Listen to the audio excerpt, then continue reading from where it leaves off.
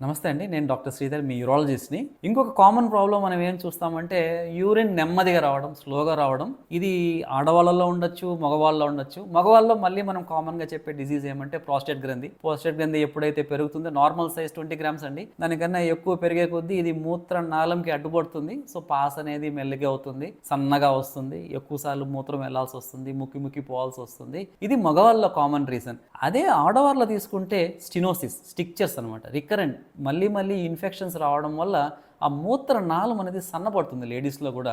దానివల్ల కూడా వీళ్ళు పాస్ నిదానంగా రావడం, కొద్దిగా కూర్చొని గట్టిగా ముక్కిపోయడము ఇవి ఉంటాయండి. Both are treatable conditions. ప్రాస్టేట్కి అయితే ఎట్లు మనకు తెలుసు, టాబ్లెట్స్ ఉన్నాయి, సర్జరీస్ ఉన్నాయి, అడ్వాన్స్డ్ ప్రొసీజర్స్ చాలా ఉన్నాయి. లేడీస్లో కూడా ఇట్లా మరి స్లోగా రావడం, ఆ మూత్రనాళం సన్నబడడం దాన్ని మనం వెడల్పు చేసుకొని ఈ కాంప్లికేషన్స్. దీనిలో మెయిన్ ప్రాబ్లం ఏమంటే మూత్రం సరిగ్గా రాకపోతే లోపల మూత్రం మిగిలిపోతుందండి, నిల్వ ఉండిపోతుంది. దానివల్ల వీళ్ళలో మళ్ళీ తరచుగా ఇన్ఫెక్షన్స్ వస్తూ ఉంటుంది. దీన్ని రికరెంట్ యూరినరీ ట్రాక్ట్ ఇన్ఫెక్షన్స్ అంటాం. ఇది అంత మంచిది కాదు, ఆరోగ్యానికి కానివ్వండి, మీ కిడ్నీలకు కానివ్వండి కూడా అంత మంచిది కాదు. ఇట్లాంటి కంప్లైంట్స్ ఉంటే ఇమీడియట్గా మీరు యూరాలజిస్ట్ని అప్రోచ్ చేయగలిగితే దాన్ని మనం డయాగ్నోస్ చేసి ట్రీట్ చేయవచ్చండి.